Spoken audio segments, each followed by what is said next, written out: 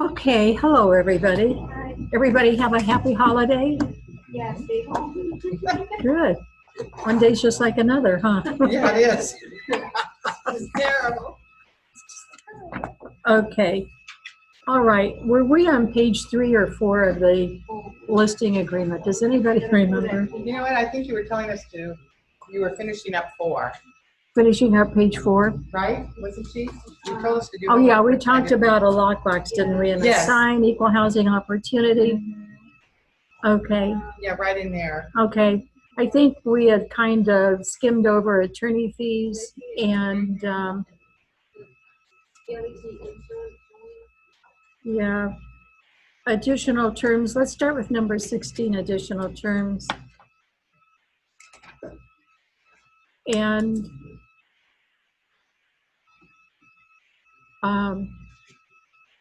this talks about checking one of these boxes if it's an REO, a short sale, if the seller is a trust, or if the seller intends to include a contingency to purchase a replacement property as a part of any resulting transaction, where it talks about a trust advisory, if the seller actually is a conservator or a, what's the other one? My mind just went blank. Yeah. Well, what's the other coin of point? Oh, a guardianship. Yeah, a guardian has a guardianship or a conservatorship. You'll have an addendum for that too, or you'll have something from the court showing the appointment to that position. If it's a bankruptcy, you'll have something there too. So there's other things that you might have coming into your listing that may not be listed right here. But if it's anything other than just an ordinary seller, if you have, let's say it's a corporation that's selling or a company, when you get a buyer and it goes to escrow, that corporation is going to have to provide to escrow articles of incorporation, their bylaws. They're going to have to show minutes showing the authority to sell a property that the corporation owns and who has authority to be the signer of all of the documents for the corporation or the company, whatever it might be. Okay. So anything other than just a private citizen out there will need some kind of documentation to support what the entity is. There's one thing special, as long as we're talking about entities, let's talk about them for a moment, because there's something special about an entity, which can be a corporation, a governing body, a whatever. Do you have any idea what it might be? I'm kind of reaching and stretching you more than I should here. But an entity can never hold a pen, okay? An entity can never hold a what? Pen? Yeah. Oh, Uh-huh. yeah. A corporation. Right. Or Yeah, anything that we put things in a trust and a corporation in a company because LLC. How about an LLC? Right. They can't do one either, right? No. Okay. Yeah, we put things within those bodies because it gives us some legal protection. There might be some tax advantages, but usually there's going to be more taxation. But the protection for an individual in their private assets there's protection there. But the thing about that is that they can't hold a pen. So whoever is holding the pen for that entity is the signer. Okay. And then they have to have a document that you would include into the paperwork. Right. We're going to talk about that when we get to our disclosures. Okay. It used to be before 2 or 3 years ago when we got a document just for entities that I had to have, whether we had the seller or the buyer. Anytime we had any kind of a transaction with a trust or something like that, any kind of an entity, I had to have everything. I had to have a copy of the trust if it was a trust. Oh, wow. I had to have, if it was a corporation, I had to have articles of incorporation. I had to have bylaws. I had to have the minutes showing that they were either, they had voted on buying or selling whatever property was in question here. And it had to show who had the authority to sign for that corporation. So I had to have a lot of And their seal, documentation. right? Even their Yeah. seal. Yeah, all of that stuff. Now we have one document and it's just, they're swearing that they've got all of that stuff and then it's going to go to escrow, which I think is good because if you've got a family trust, there's a lot of very private personal information because trusts are created for the individuals and it brings into that trust a lot of family business. I don't like to read that stuff because I think it's intrusive. But before we had the other document, I had to look in that trust and see who the trustees were, whether they were successor trustees, whether they were creator, beneficiary, whatever kind of trustees they were, and the date of that trust, and whether it had been amended in some way. And you usually tell that by the date on the trust. Okay, yeah, that's off the date. Uh-huh. Generally. Okay. As long as we're talking about trust, let me say this. If we have a family trust, and let's say the creator trustees happens to be a married couple, and one of them passes away and the remaining spouse then has that trust. That remaining spouse, unless there's some other kind of language in the trust, that remaining spouse can still do anything that that remaining spouse wants to do within that trust. Sell property, buy property, bring in assets, dispose of, distribute assets, whatever that creator person wants to do, can do, still has full power. Once the creator trustees have all passed away, and then there is a successor trustee or the heirs to that trust, it becomes an irrevocable trust. Okay. They can't change anything, they can't do anything. Really? Mhm. Can they sell it? I mean, it becomes theirs. They Well, can't they- dispose of it? Within the terms of the trust, they can do whatever is in the trust, but they can't change the terms of the trust. So they don't become the fee simple absolute.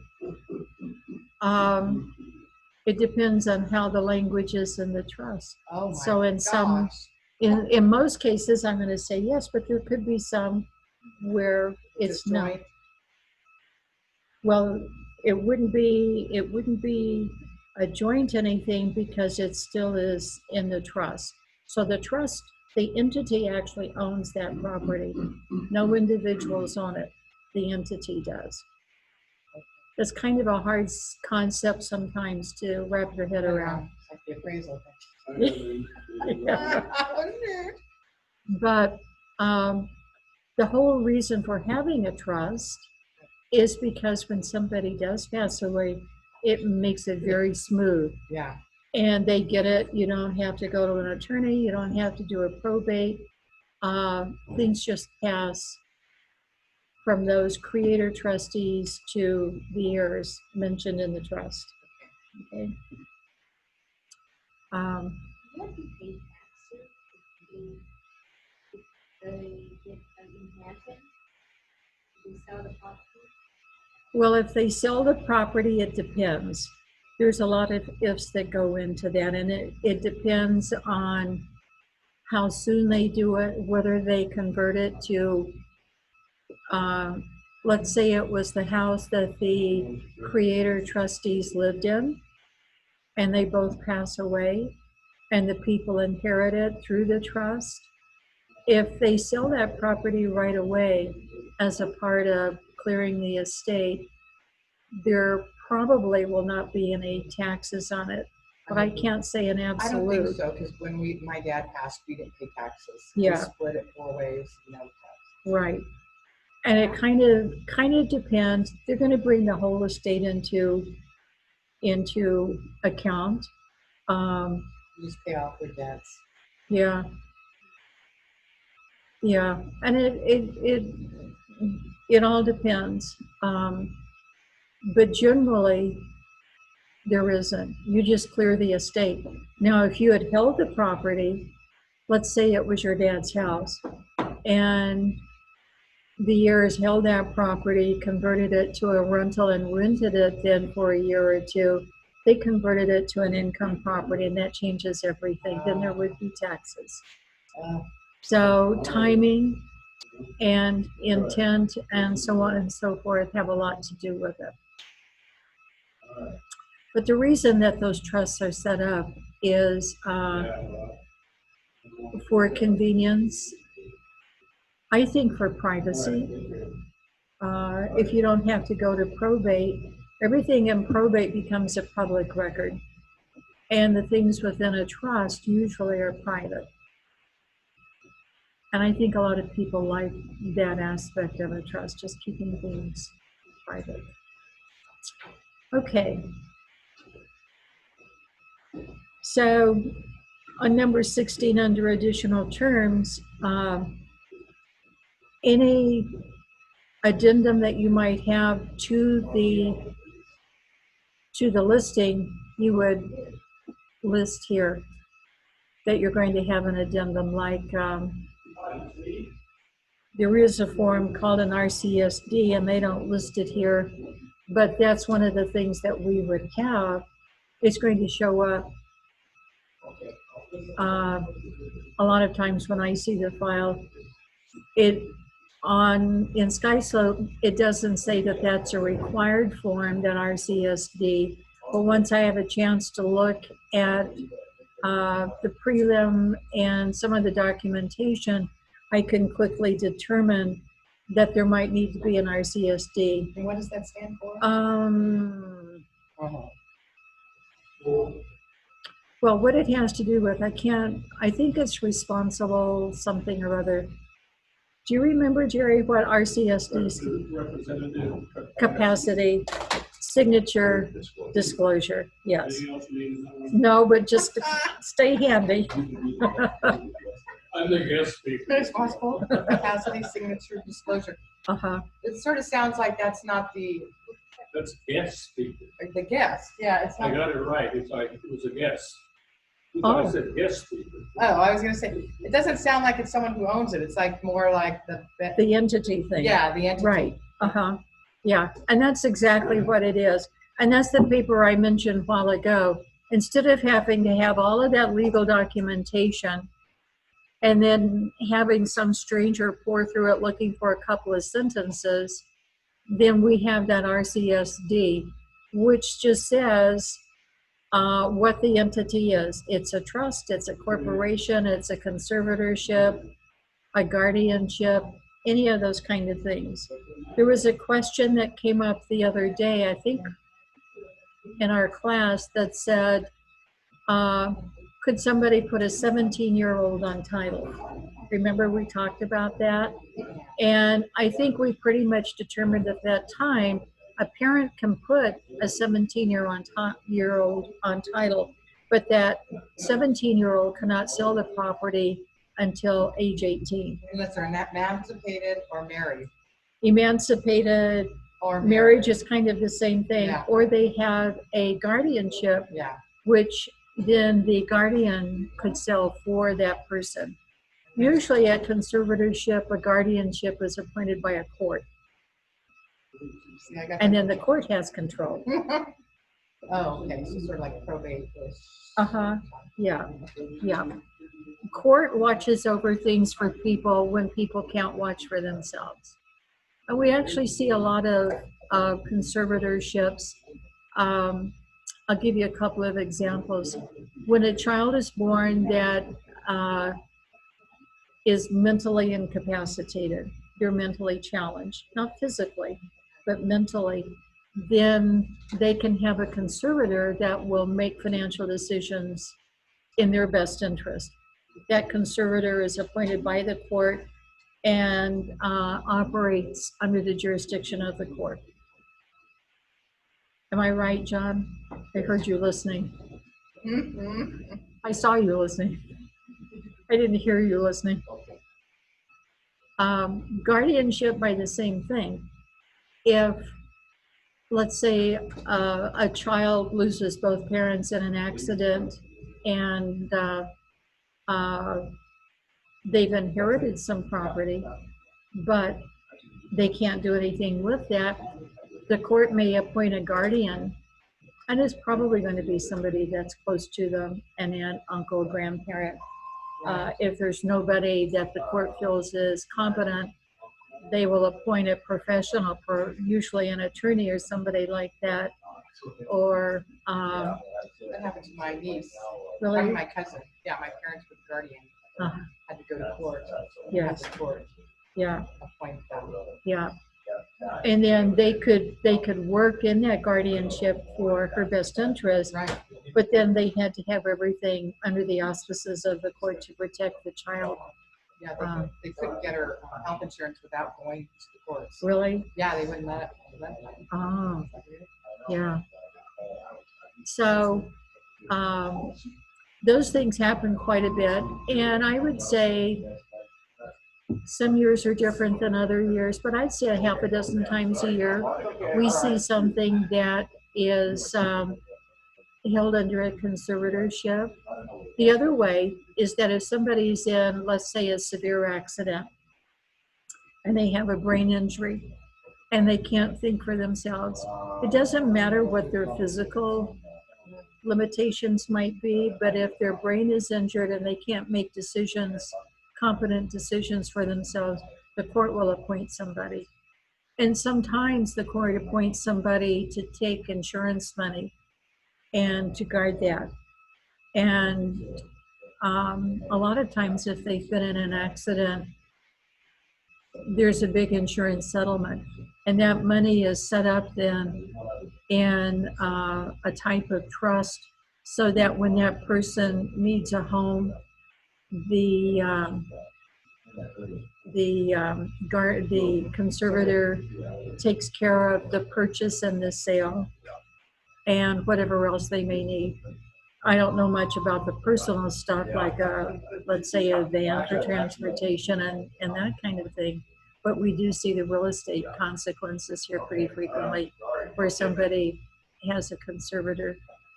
And we were paying all the bills for that home. Yeah, they pay all of the bills and watch out for the needs and make recommendations to the court. So it's a pretty good job.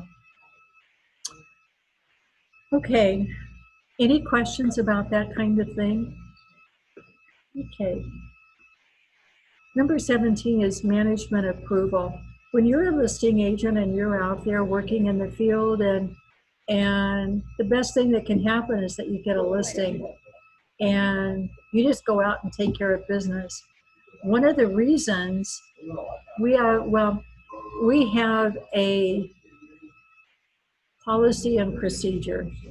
And one of our policies here is that anything signed by a buyer or a seller has to be in SkySlope within 24 hours. The reason for that is that we have a duty to supervise. John has a duty to supervise. He has put some of those duties on me to look things over and to look at the documents to make sure that they're going to hold up under DRE scrutiny. If we get a subpoena, we want everything to be in as good a shape as it can be so that if those things come along, and they always do from time to time, and you never know when. So we want things to be in good condition. It used to be that the person that reviewed the file had to initial every single page and date every single page. They did away with that when we started getting away from paper files and going to, yes, electronic files, because the nice thing about SkySlope, and you'll see this once you can get into it, everything that's entered into SkySlope becomes a permanent record. Everything is dated and timed. When the agent gets in, when I get in, if Laura or Debbie get in, every time we go in, it's logged in. We can't get rid of that. It's a permanent record. Has to be. So it's a good thing. And that way we don't have to initial and date, because it says right there in bold print who went in and the date and the time. So, and you can pretty much tell how long we spend in that file, because as we go through documents, every time I look at another document, it switches the time period that I opened it. So it's a good record for how we're supervising, how we're looking at things. If an agent puts something in SkySlope and I never look at it, there's not going to be a record that I looked at it. So that would be a mark against me. So my job is to look at everything that comes in, make an assessment, and then move on. So that's part of my job for you. And please always look at it as if that job is there to help you. I can tell you, because I look at so many files, I usually don't even know whose file I'm looking at. I just open it up and start looking at documents, and eventually I'll know. But my job is to do a good job for everybody, and my job is not to ever be critical of an agent or in any way negative, in any way demeaning, critical, that kind of thing. When I look at a file and make a suggestion about what needs to be done, it's always in your best interest and for your protection. And I take that very seriously. So know that I'm working for you in your best interest. And that's a good thing. So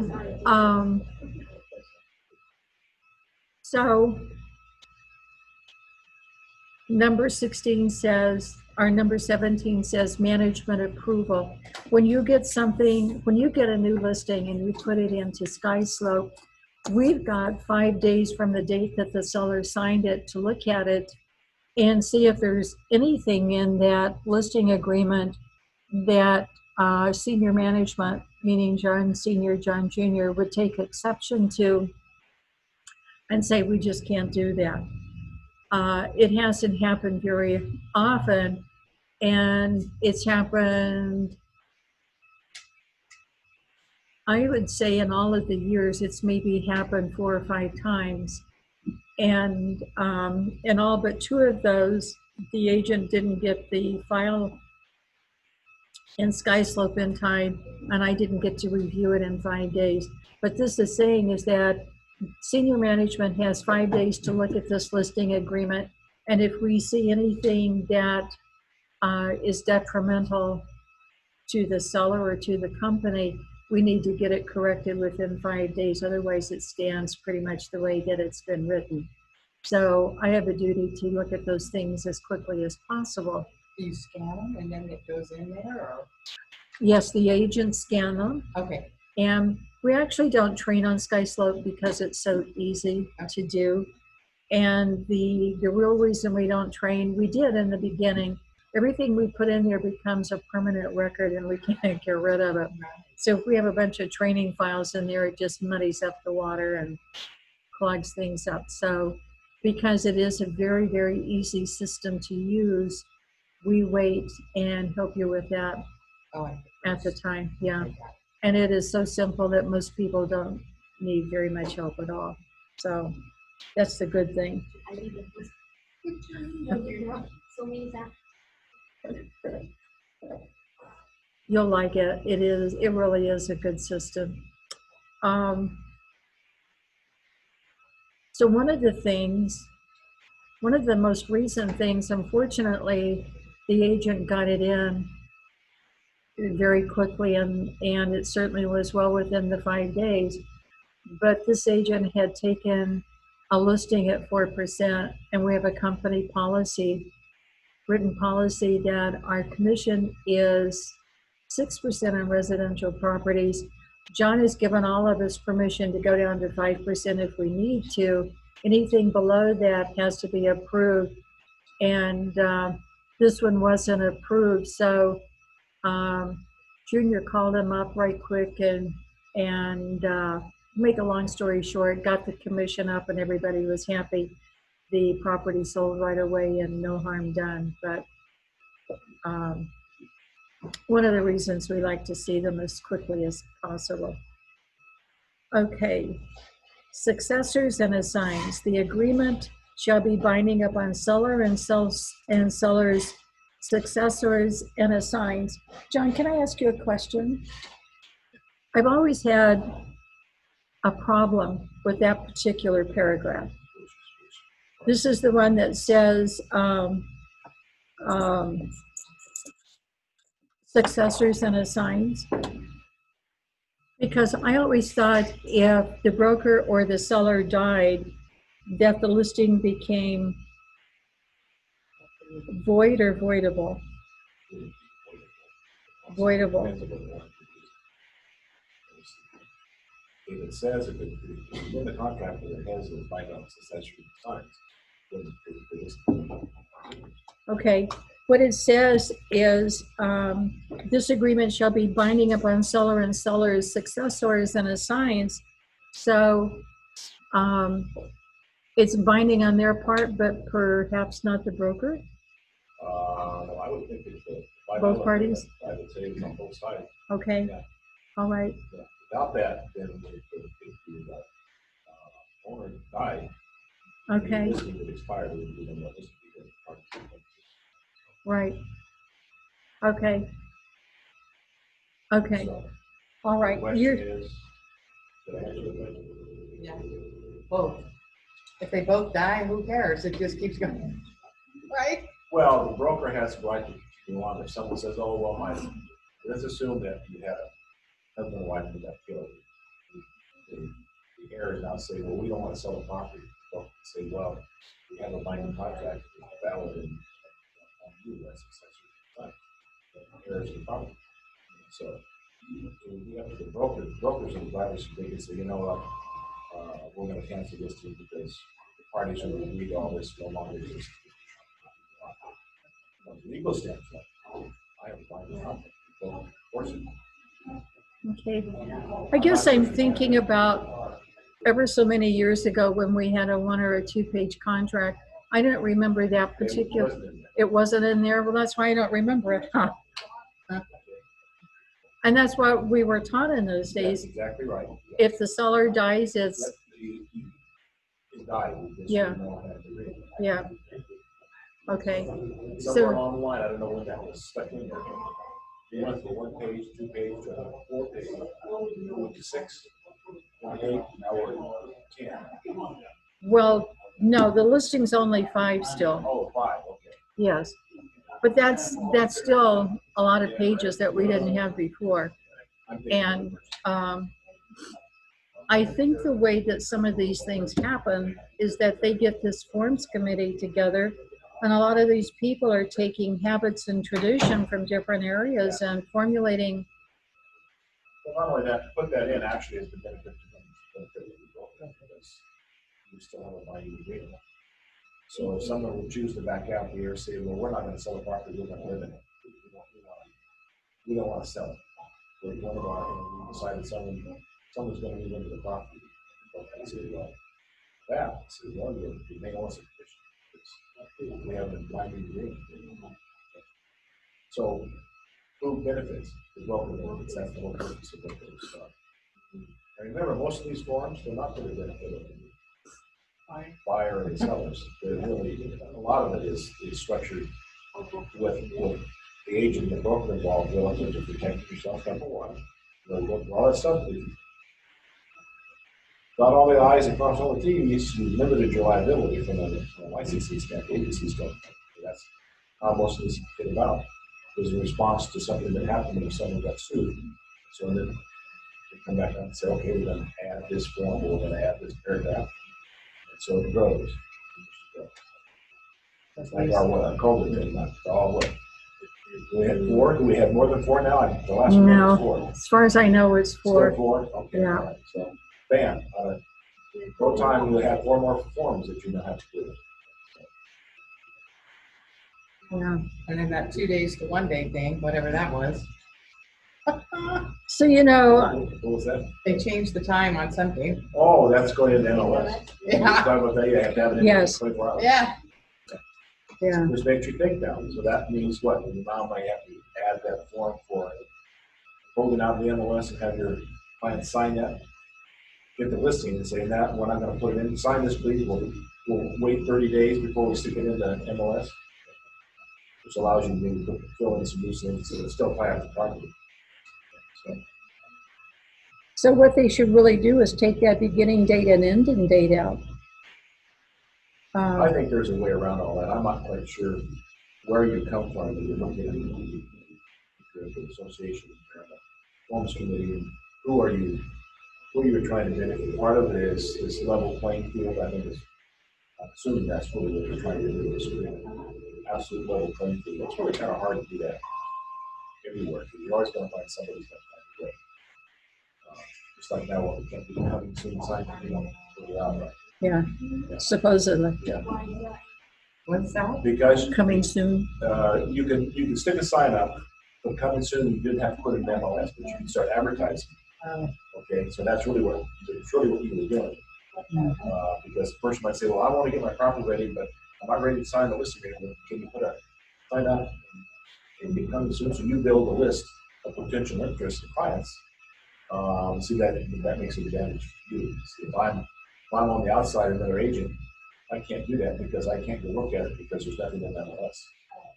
Okay. You have all the info on the property, but you have to put it in MLS. But you're getting the benefit for your sign. You can call in on the sign and say, yes, it'll be coming on the market in 3 weeks. But you generated interest, you got a list of people who might be interested. So as soon as it hits, bam. And in reality, probably the people who actually have contracts with that ready to go. As soon as we're there, MLS, there you go. You know, So it's sold before publication. I would think that if somebody had gotten on the Sherman Antitrust Act bandwagon, they could have followed some companies who habitually did that Probably. and had a paper trail, Yeah, you got our state to trade. restraint of One trade. could argue, one could make the argument. Yeah. I found 3 places. There's Wells Fargo Bank at 790 West Shaw Avenue, Suite 100 in Fresno. It's 2.3 miles away. If I'm looking every day at new listings, I know right away. I about your listing. Okay, I know. I, as another agent, fellow agent, know that you've got a listing because I have this plan. So piece of property that just meets that criteria that you just listed. So you took the raw back and you keep all that stuff and you say, I'm sorry, we already sold it, we got an offer. Oh, I see. Okay. Right, because you did all your stuff. Because you're in the know, right? You got the listing and all the stuff, so you got everything prepared and you already had somebody.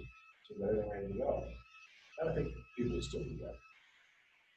Well, you just play the game a little differently, as I'm saying, you do that in the form. What is that form that you have where you hold it out of the seller sign still? Yeah, I can't remember the name, but Yeah, it's there a is a new form that you addendum. can have your seller sign that he agrees not to put it in the MLS for us X period of time, whatever you guys agree on. But you can still go out and market your property.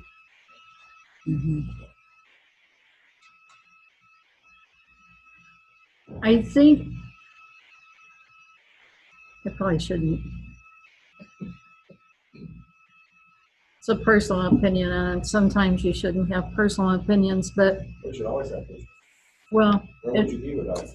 I know it'd be. in a lot of trouble. My personal opinion is that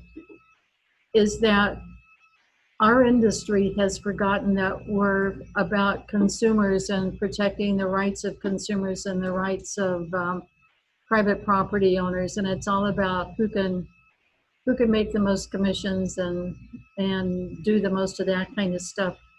And buyers and sellers are um, just a means to an end instead of being the reason why we work. And I think it's real sad that we've lost that in our industry a lot, personally, my opinion.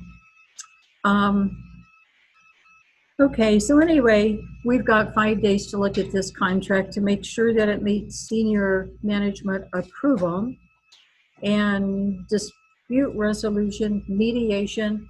In both the listing agreement and as we will see in the purchase agreement, mediation is an automatic thing that happens, and mediation is a good thing.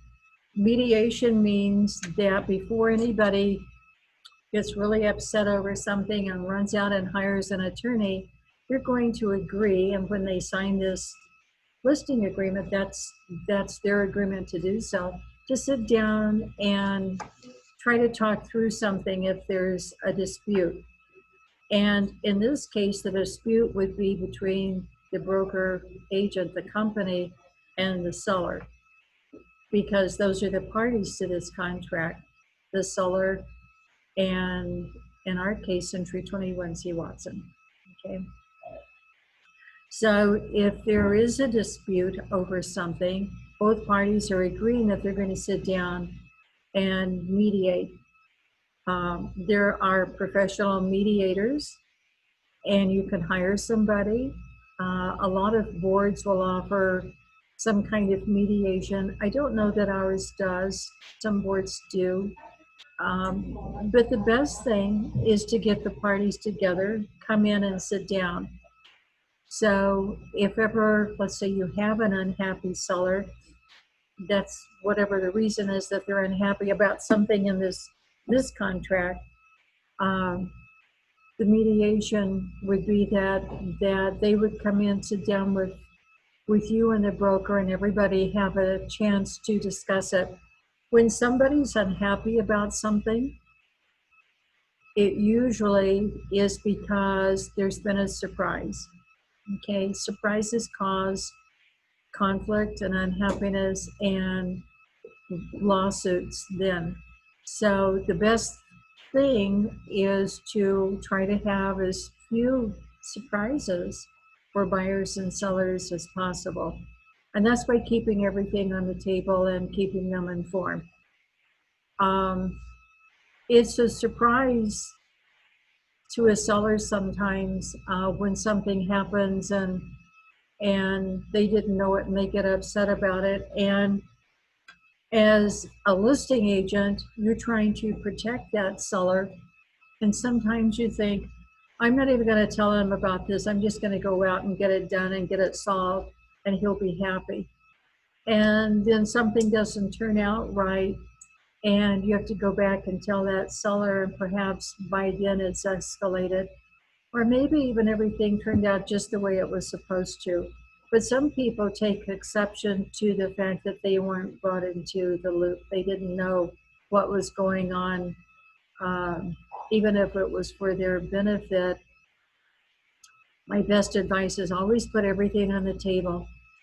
For the people that you're representing, let them know. There's a little brush fire. I'm going to put it out. I just want you to know about it. Don't want you to worry about it. But here's the situation, and here's what I'm going to do, and it should take care of it. Okay, you can take care of it, but you need to Yeah, transparent. right. Yeah. All of that, because no matter how good your intentions are, no matter how good you think the result is going to be, if something is done and somebody isn't brought into the loop, they're always going to look at it that you were disingenuous. And that's probably the best word you could use, as to then being just downright tricky or covering things up, or why didn't you tell me? When were you going to tell me? And it may be just a simple little thing.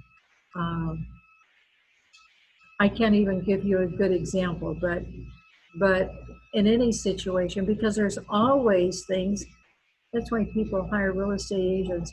They want us to take care of all of those things. They expect us to take care of things, but we just have to keep them posted. And perhaps you'll even let them know in some instances after you take care of it. It's when you don't let them know that it becomes a problem. Let me see if I can think of an example.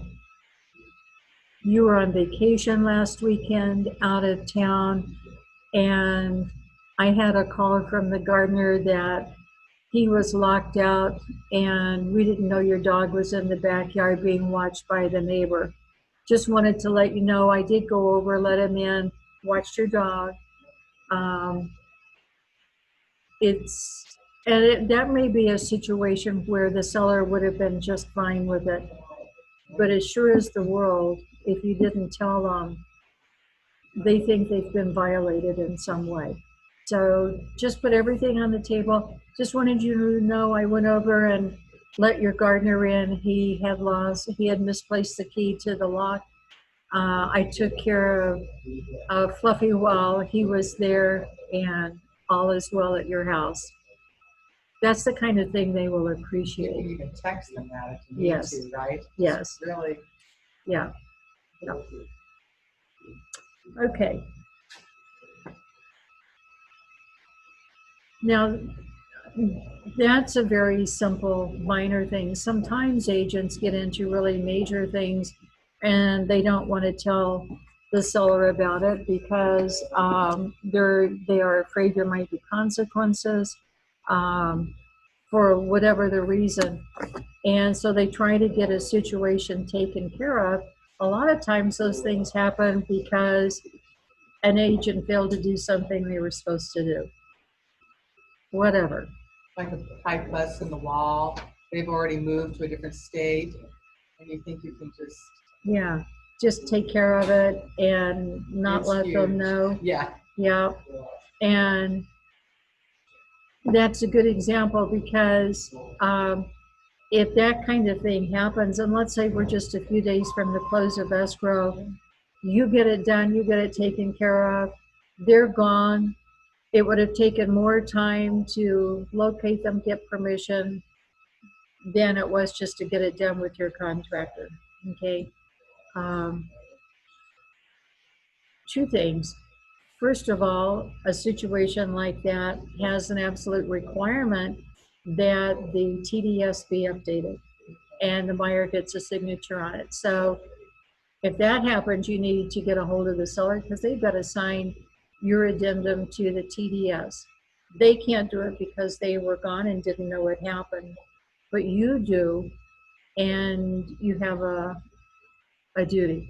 Maybe even it was so slight, you just took care of the expense and said, don't worry about this. I'm going to handle it. It's just a part of the good service job I'm going to do for you. That kind of thing. Or maybe it was major and you have to turn it over to the insurance company. Maybe they were en route to their new home someplace and in an area where their cell phone didn't have connection with ours because that happens in different parts of the country. Time was of the essence. You went ahead and took care of it, and it turned out to be more major than you thought it was going to be. And Yeah, they let the insurance go, right? 2 Yeah. days before. Jeez, right?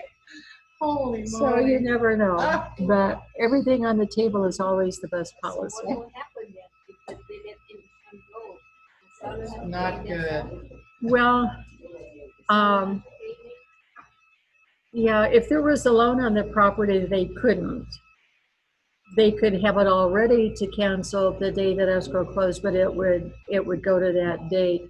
If they owned it free and clear and they canceled early, they might just be up a creek. Who knows?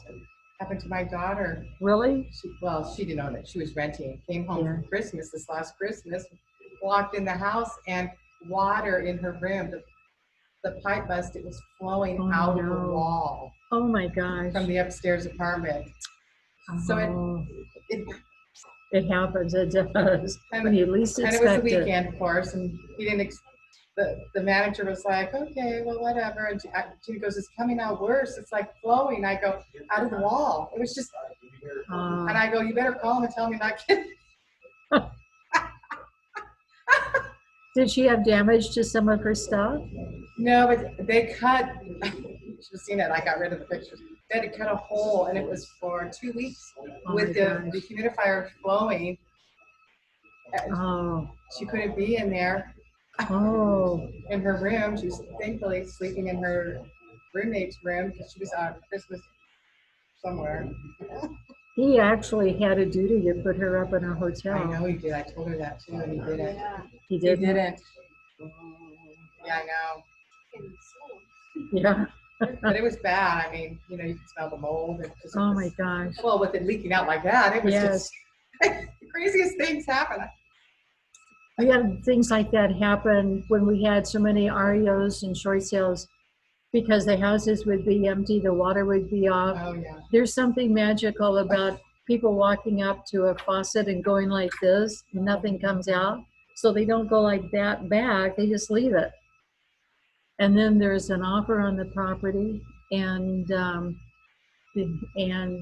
they have to turn the water on for the home inspection, so it's done 2 days early, and we had that happen to an agent here. Actually, it happened in her house up in the Bass Lake area, where, Yeah. and it was frozen. one of those continuous water heater. Oh, yeah. On demand. Yeah. So it just ran for days. It was like $40,000 of damage in that Happens. house. It happens. Can happen. Rarely, but it does. It does. Yeah. Especially in empty houses, and we had a whole lot of empty houses, and so you never know. But okay. Sorry. No, that's okay. I'm the one that goes off in tangent.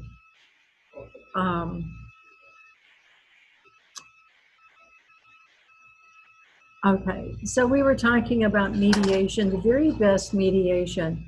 And I can tell you, the best mediation is when you can get somebody to come in, no matter how upset they are, how mad they may be. But if they come in and sit down and talk, talking is very cathartic. It's a huge release for people. And a lot of times they just want to be heard. Once they're heard and they have that release, somehow it doesn't seem to be as big a deal as it was before they had a chance to say it out loud. And if you ever have anybody that's upset and they can come in and talk to John Sr. or John Jr., they both have a very special gift for putting people at ease. We had a guy that came in, you could literally see the steam coming out of his ears one day. And he was just determined he was going to have his say. And John Sr. happened to be sitting in on that. And he just turns on the magic. And it's all about letting people have their say, acknowledging it, and paying respect to them. And totally turning a situation around just because you give people the opportunity to say something. I can very highly recommend, if you ever get in a situation like that John Sr. and John Jr. both really do have special gifts at being able to put people at ease. And it's a very nice quality. Having said that, if somebody jumps on them and they're really nasty, they won't take it. But so many times I've seen John Sr. just make people melt in his hands because he has a gift. Yeah, special. Okay.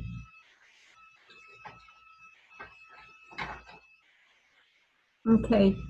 It says the entire agreement, and what that's saying, and it's just like it is on the purchase agreement, everything that's an agreement between the seller and you, the listing agent, and our company has to be in writing on this in order for it to be enforceable. So no extraneous or outside agreements.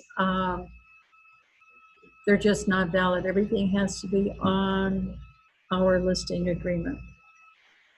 They're also saying, the seller is saying in number 21, that they have ownership, title, and authority to sell this property. And if they don't have those things, if they aren't owners, they have the authority given to them, like we talked about before, through a conservatorship, guardianship.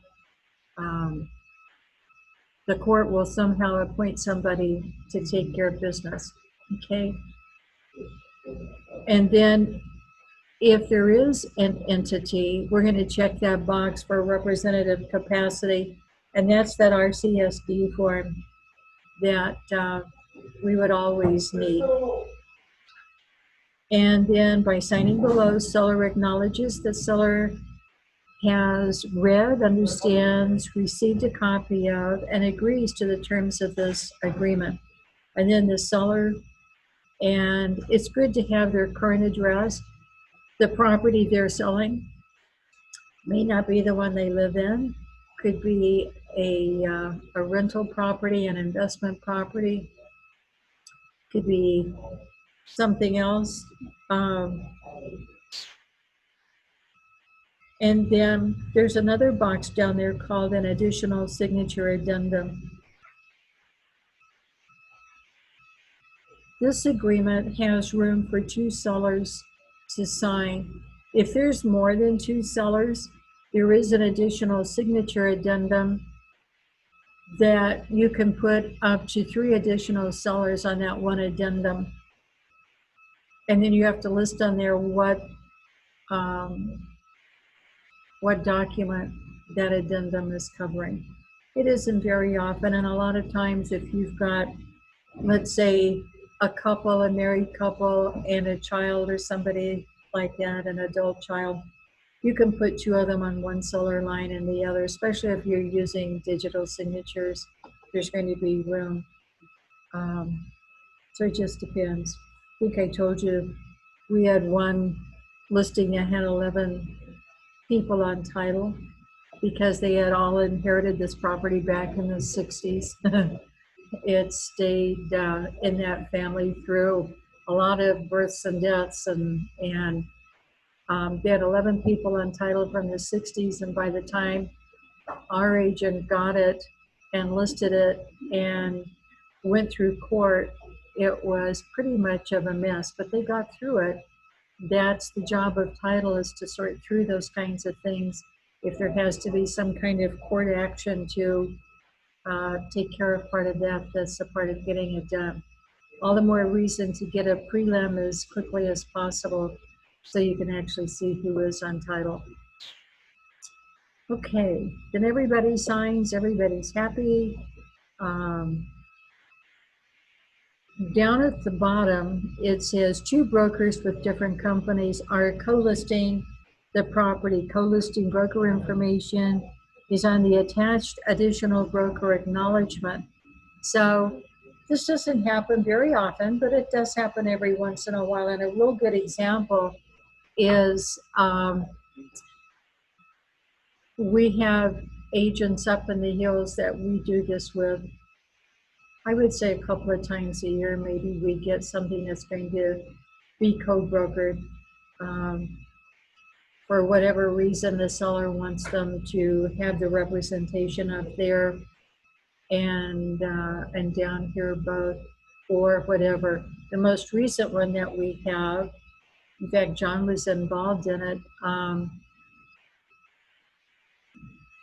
Can't remember if 2 people inherited the property. I can't remember what it was, but there were 2 brokers involved because one person on title wanted one company, another one wanted the other company, and rather than they have this agreement, the 2 brokers agreed to share the listing, and so on and so forth. So we have that from time to time too. Something like that happens in divorces where The two parties each wants their own broker because they don't trust the broker that the other ex-spouse is going to recommend. So you see that from time to time. So it does happen. And pretty much that's the listing agreement. Okay, so they just share the listing, the commission. They share the commission, they share the legal responsibility. They share everything about that listing that there is. If there are two brokers, two companies, we need to have duplicate files. And in truth, both brokers should be signing all of the documents in the place where the broker or the agent would sign. So it's important to do that. And then everybody's got copies. You wouldn't necessarily, I've seen it done before, I think it complicates it, to make two copies, one for each broker, and then everybody signs. I think as long as you have that additional broker signature thing, then one document works just fine. But they're going to share expenses and so on and so forth. It could be a thing where they decide not to split it 50-50. Maybe the broker up in the hills is going to do most of the work, so it's going to be a 60-40 or something like that. Just depends on the circumstances, but generally they're 50-50. Okay.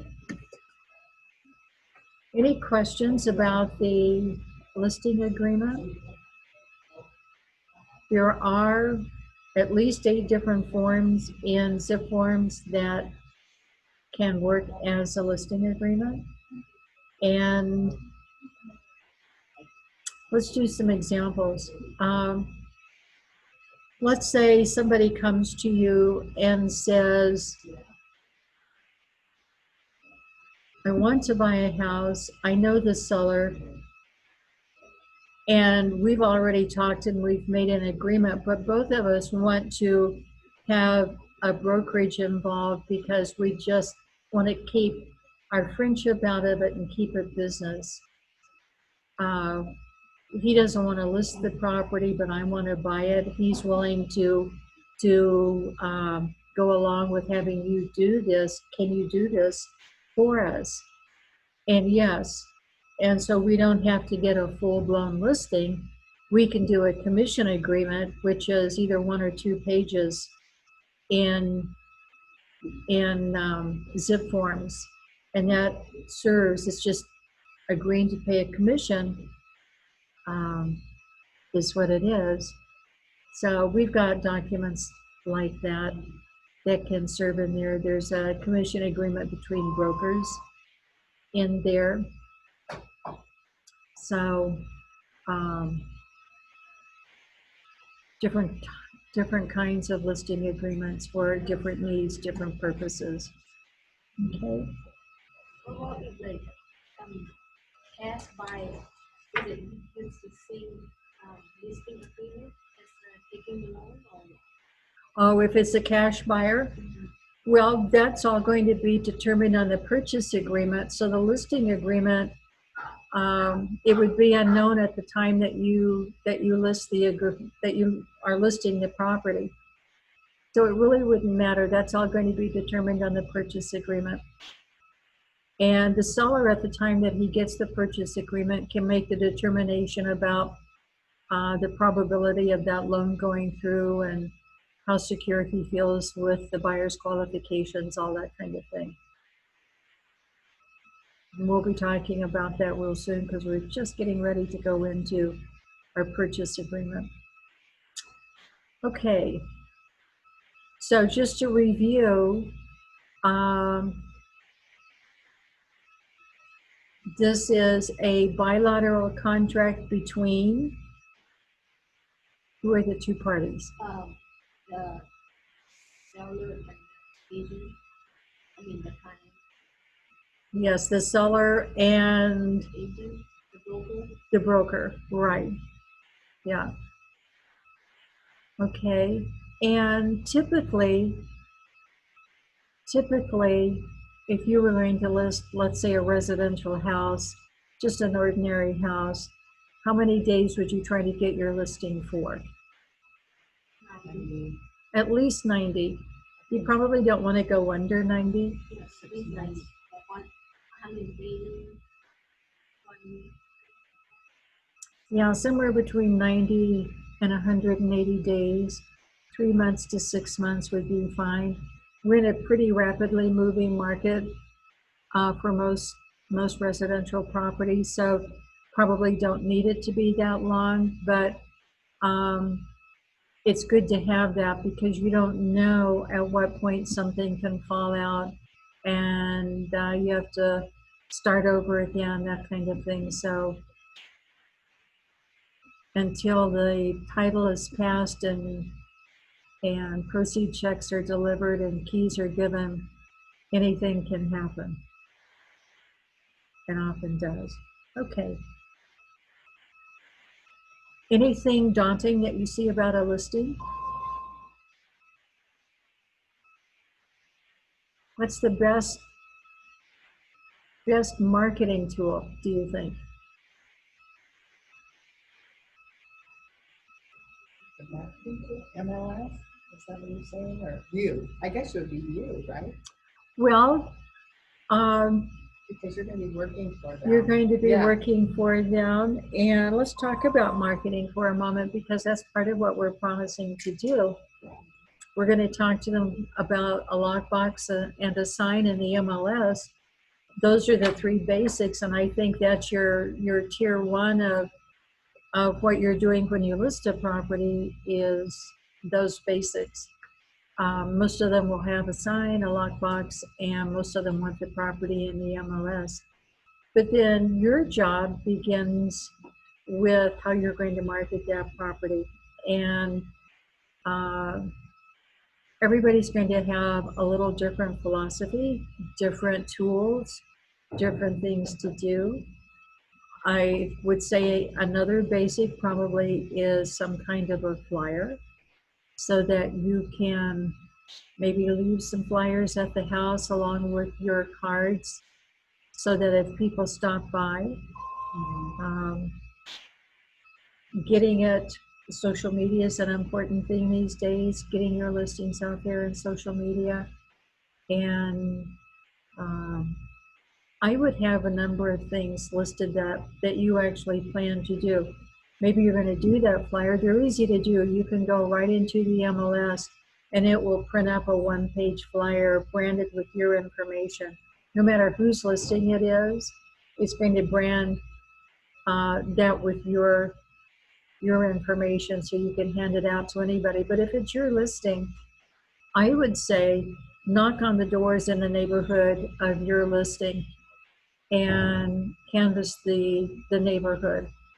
Give them a little brochure on the property. Let them know you've got it for sale because oftentimes neighbors are the best source of a buyer because they have family and friends that may want to live in the neighborhood. And often that happens. So if you're planning an open house, knock on the door, tell them you've got a new listing. And even if you're not out there looking for another new listing, it's a good way to get a listing because if they see how proactive you are in promoting a listing and they're even remotely thinking about it, they'll think of you. And it is a good way to get another listing in the neighborhood. So let them know what you've got. If you're having an open house, invite them to the open house. And if you have a chance to talk to them, ask them if they know anybody who might like to live in that same great neighborhood. Other ways of marketing, open houses we just mentioned.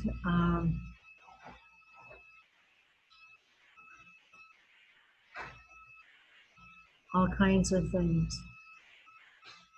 Even things as simple as wearing your name badge and your career apparel. Those things are all very important because it gives you some recognition. It gives people approval to approach you, and networking I think, is one of the most successful things that you can do. It's amazing how much property is actually sold right here in the office when two people just happen to be talking about something and one has a need and the other has something just coming up. Or even if it's not something brand new on the market, well, don't forget that listing I have over there on the other side of town. That sounds like it would be perfect for your people. When people network, there's more power in that than I would say just about anything you can do. Very, very important. The books that I gave you the other day has 2 pages of things that are important that we don't even think about necessarily for the way that we market properties. Just about everything we do is a marketing tool. And it doesn't have to necessarily be specific.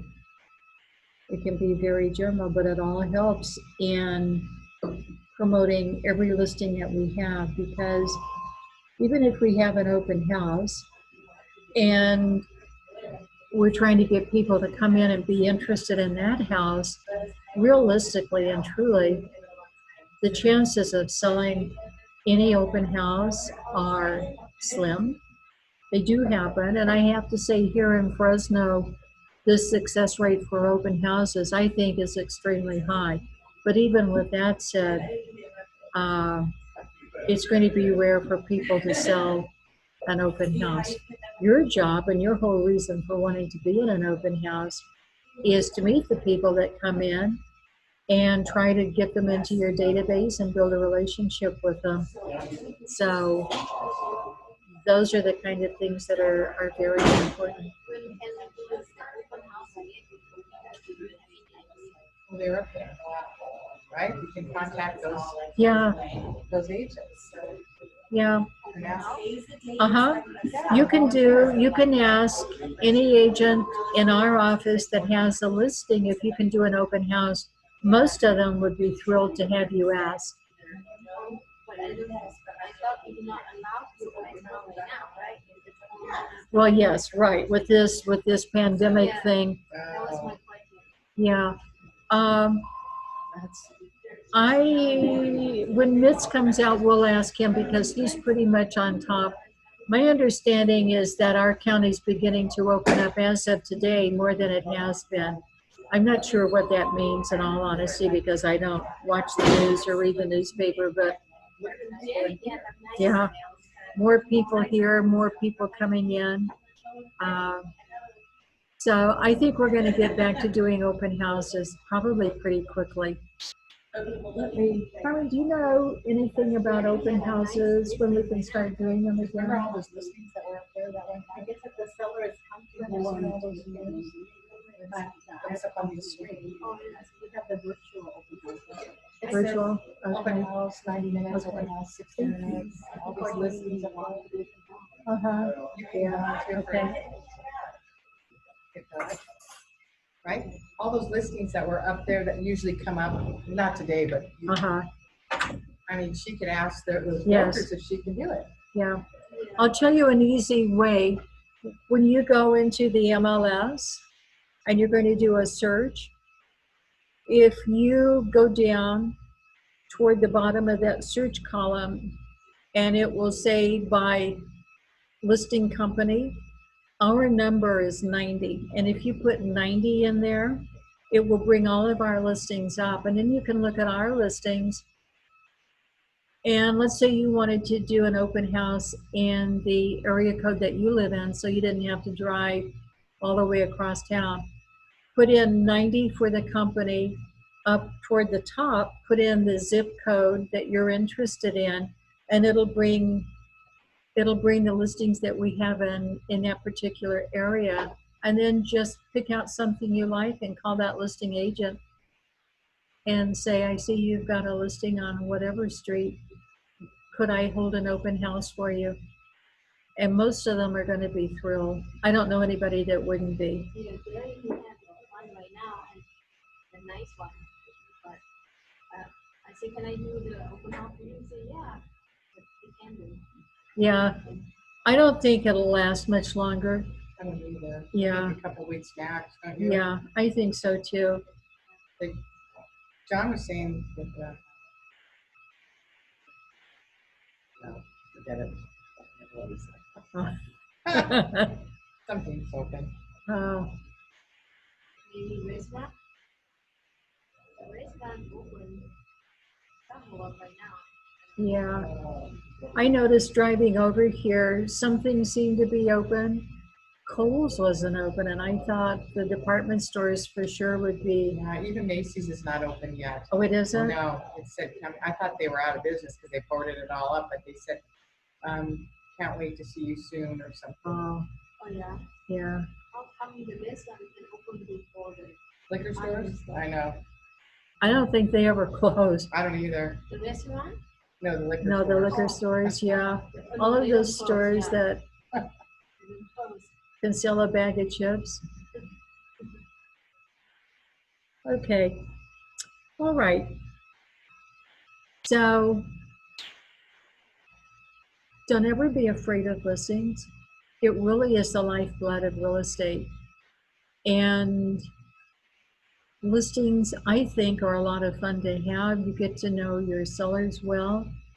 And all you have to do is show that you're interested in them and getting their property, so they will think that you're wonderful. And it's a great way to do business. A lot of people actually, I don't know if they're afraid of listings or they think that they're a lot of work. I always thought they were easier. You spend some time getting a listing listed and do the marketing that you need to do. And to me, that was always a whole lot easier than putting people in your car and spending a day and a half driving all over creation with a bunch of kids in your car. Sorry, but it, I think so too. yeah, In my opinion. I always like to be a listing agent. But I mean, you prefer listing, but if Or you buyer take come- whatever you can get. You want to do both. And there should be some balance to working with buyers and sellers both. I just thought it was always better for me personally to have a seller to work with. Yeah, me too. Yeah. Yeah. So, okay. Attached to the listing agreement is a seller's advisory. And the seller's advisory is telling the seller, giving the seller some advice. That's what an advisory is. And it's telling them about disclosures and things that they have to be prepared to do. And it's telling them what our job is. And it is giving them some advice. It's telling them not to shut off the utilities if they move away or move out of the property, or if the property's vacant. Oh, introduction, yeah, she's doing the introduction. And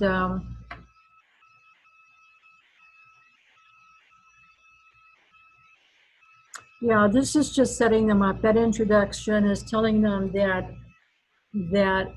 there's no way of knowing how long it's going to take. A few weeks to many months is just depending upon market conditions at the time, location of that property, and condition of the property. That's why you want, when a property hits the market, to have that property in the best condition that it can be in for that initial impact, because the first week of a listing is the most crucial time during the whole time. Okay, and it goes into great detail telling the seller here that to disclose everything that they need to disclose about the property.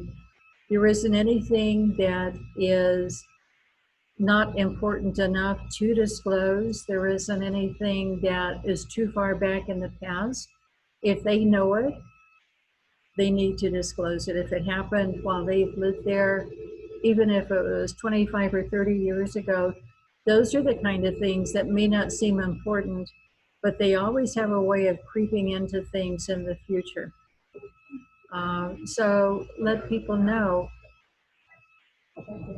disclosing something is not a fix-it list, and the seller should not think that it is a fix-it list.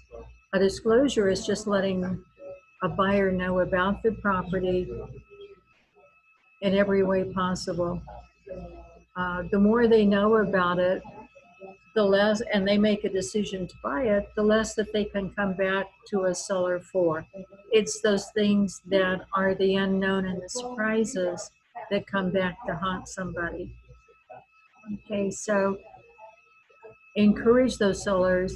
And when we get to our TDS, the transfer disclosure statement, and the seller property questionnaire, those are questions that the seller is going to go through and answer. The whole purpose is to jog the seller's memory about things that have happened in the past so that they can disclose those things to a buyer. Doesn't mean that they're bad things or something that should frighten that seller into thinking that the buyer is going to make a demand or a request for something.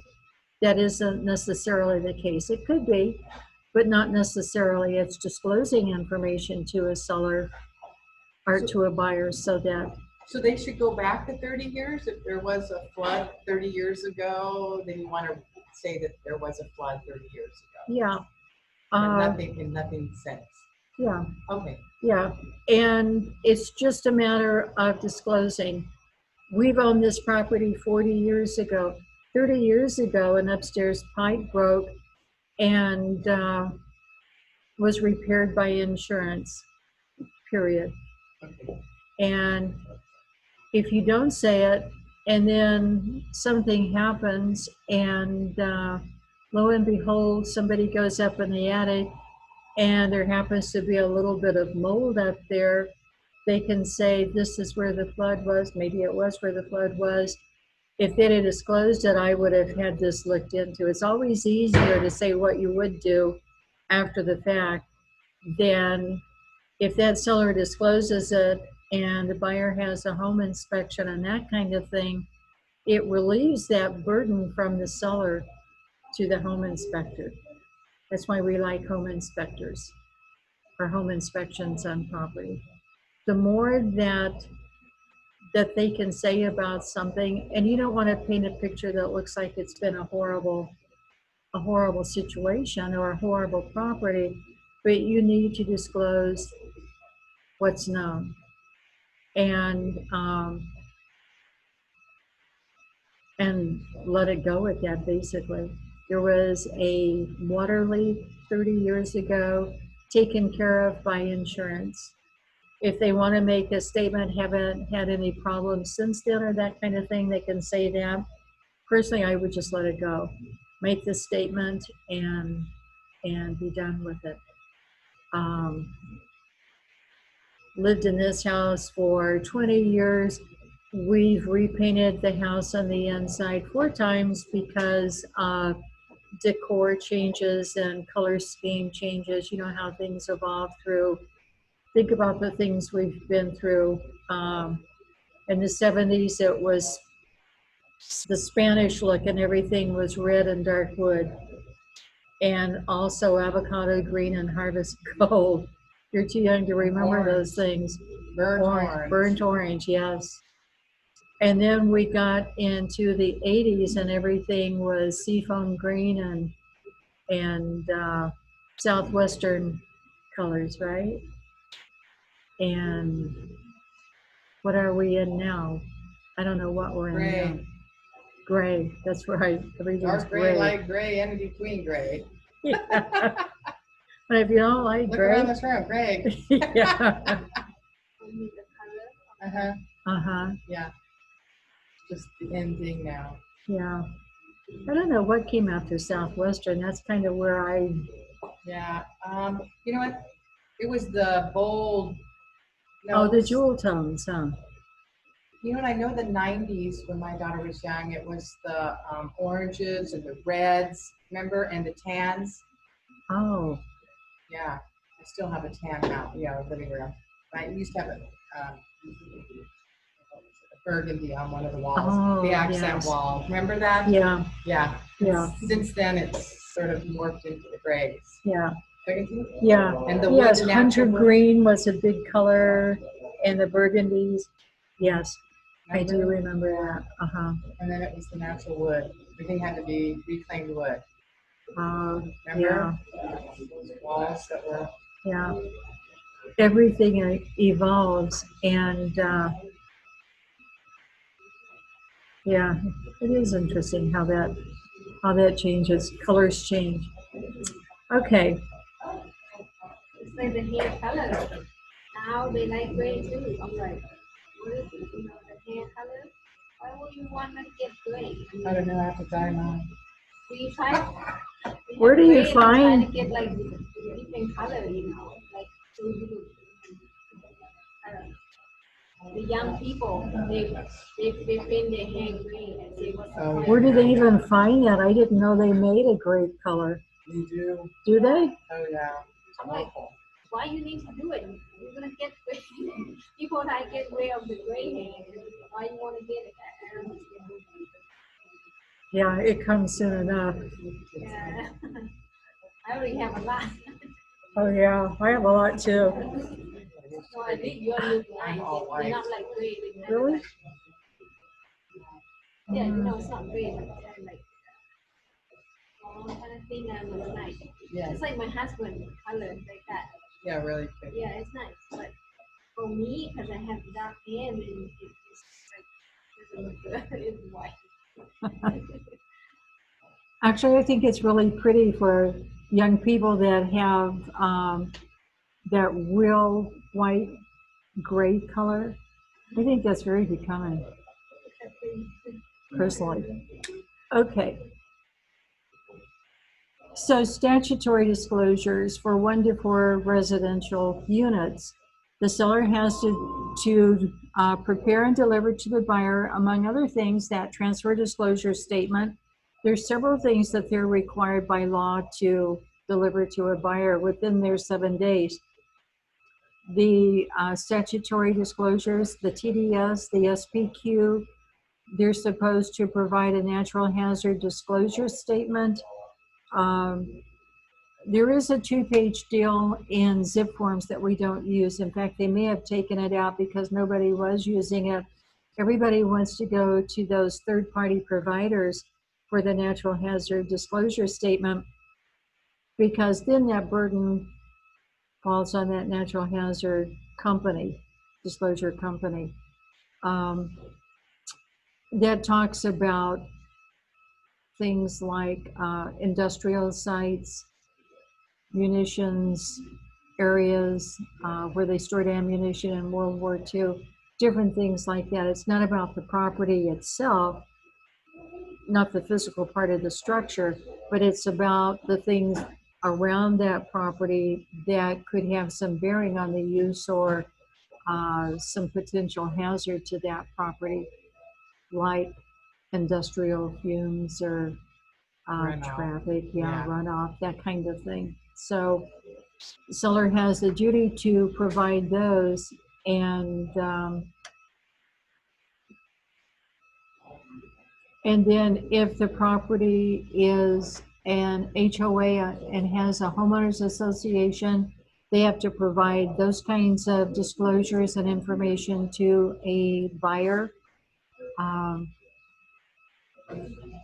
So most of those things, if we get the NHD report, and our company likes to use preferably property ID, if not property ID, Disclosure Source, which is a Fidelity company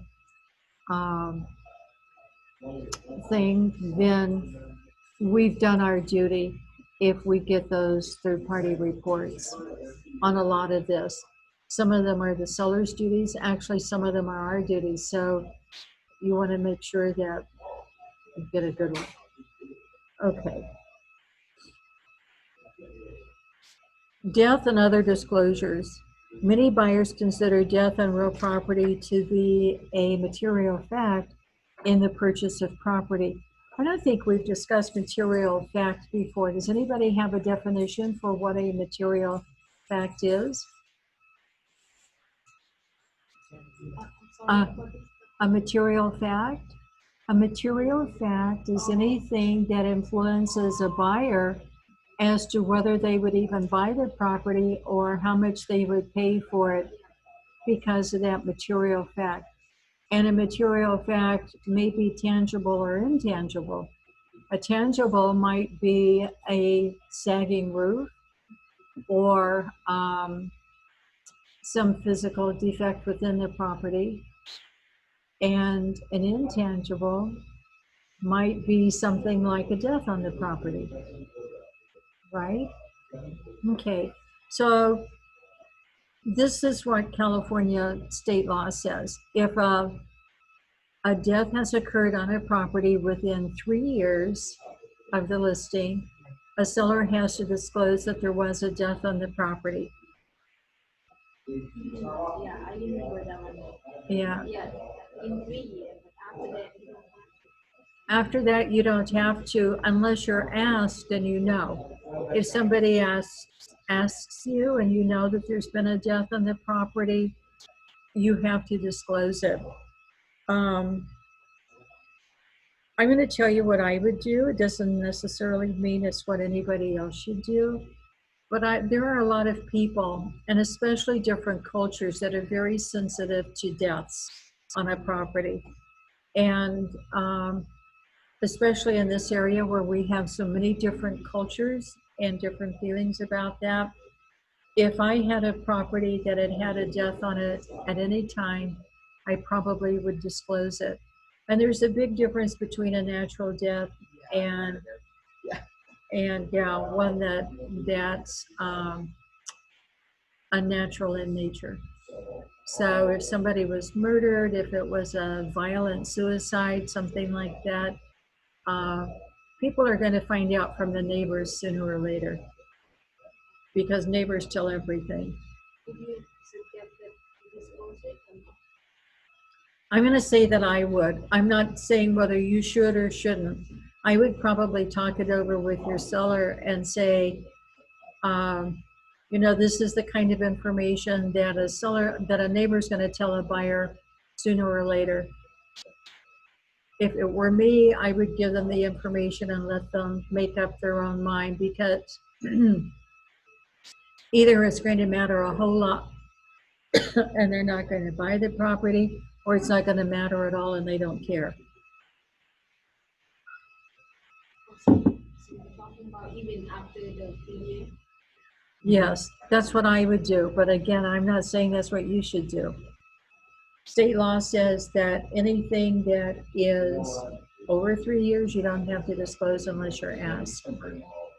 Would you, if it was like a terrible murder? I would, Okay. even if it was, I'll give you a really good example from myself. I had a house in Arroyo Grande that was built in 1905. It was remodeled and added on to in 1938. It was very much like a 30s house. And at the time that I bought the house, we didn't have TDSs and disclosures and any of that kind of thing. And so I lived in that house for almost 20 years. And after I lived there about 10 years and I got friendly with the neighbor on the corner, she says, by the way, did you know that a little girl died in that house? And in 1938, and I said, no, I didn't know at all. Nobody told me when I bought the house. Would it have mattered? No, it wouldn't have mattered. And was it a violent death? No. I heard two different stories then afterwards. One was that she drowned in the bathtub, and the other was that she had pneumonia, and they had one of those croup tents, they used to call them. So, yeah. So I don't know what happened. But years later, when I sold the property, I disclosed it because if people are sensitive, people are sensitive. Yeah, they feel violated if you don't. And yes. Yeah. Because if the people, and like I say, we didn't have disclosures at the time that I bought that house, but if the sellers had said, before we bought the house, there was a child that died here. We're just passing the information on. Then it always comes as kind of a shock and kind of a betrayal to you when somebody tells you from down the street. So when it says here death and disclosures, then when you're sitting with the seller, you will go over that. Was there any deaths that you know within the last 3 years? Would that be the time you bring it up? Yeah, I would say, do you know of any deaths? And if they say yes, and if they say, I don't want you to disclose it, You have to. well, By law, you have to. well, if it's within 3 years, Right. yes. But let's say it's after the 3 years and the seller says, I have a lot riding on this sale. I have got to get this house sold. I don't want anything to jeopardize it, and I don't want you to say anything. Then you don't. Then I wouldn't, if it means that much. And I would have the discussion, isn't it better that somebody find out now from us and they willingly buy it than to find out from a neighbor and always feel bad that perhaps they were betrayed? And if that seller says, no, I just have too much writing on this, I don't want you to say anything. Unless we're breaking the law, we have to follow a seller's directive. So you'd have to follow that. But for me personally, I would. That's what I was thinking. If the seller don't let you say anything, then you can't say anything. Right. Otherwise, you're gonna have problem with the seller. Yeah, exactly. And they are our bosses, and unless we are explicitly breaking the law, then we have to do what they say. So Only time we can say anything is within the 3 years, because that's the law required. But anything beyond that, you have to just listen to the seller. Right? yes. Now here's what you cannot say. If a buyer says, did anybody here have AIDS or die from AIDS? We cannot say, even if we know, we cannot say anything about AIDS. This all came about in the early 80s when there was absolute panic and people wouldn't even walk inside a house. You would just say that, yes, there was someone who died in the house within the last 3 years. Yes, But that's it. yeah. Okay, Yeah. What is that about the age? We can't disclose that somebody had AIDS or died from AIDS. Or like, you get on and die or something. No, AIDS is a, how do you say it? That's politically correct now. It's between two, usually guys, right? Can women get it too? I would imagine so. You can get it from hypodermic needles, but typically, Yeah. No, women can get it, and it was from an exchange of fluids. yeah, body fluids. Uh-huh. That is, what kind of HIV? Uh-huh. Yeah.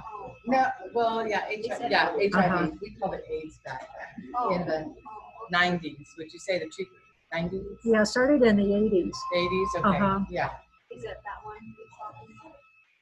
Well, two people of same gender was, in our day was typically, that's what they said, Yeah. back in the 80s and 90s. And so Yeah. we're not allowed to say. And it was, and that has just all but gone away as far as disclosing, not disclosing, but, The stigma, yeah, yeah. concern, Yeah, the concern about it. But back in the early 80s, people, freaked out. totally, yes, It was very sad. yeah, because there was so much that was unknown about it. Yeah, sort of like this virus. Yeah, sort of like, So people, as in, buyer ask you something like that, you yeah, can't say anything. yeah, can't Very, say, very illegal. yeah. It's so, And before we had that law, and there were people that would be dying because a lot of people died from AIDS. And before we had that law, if somebody said, do you know if anybody died from AIDS or had AIDS in this house? And we said, yes, then a lot of times they wouldn't go in. And that's why they came up with that law that we couldn't tell. Even if we were asked, we could not tell. Yeah. Why they worry they get sick from it. You can't get sick that way, right? Well, we didn't know that then. Yeah, people didn't know that back then. There was just such a, It's a new thing, Yeah. right? They didn't know. Yeah, it they was- didn't A know. lot of people got it from blood transfusions. and Yes. Crazy things like that. yes, Supposed to be like sick some stuff. What?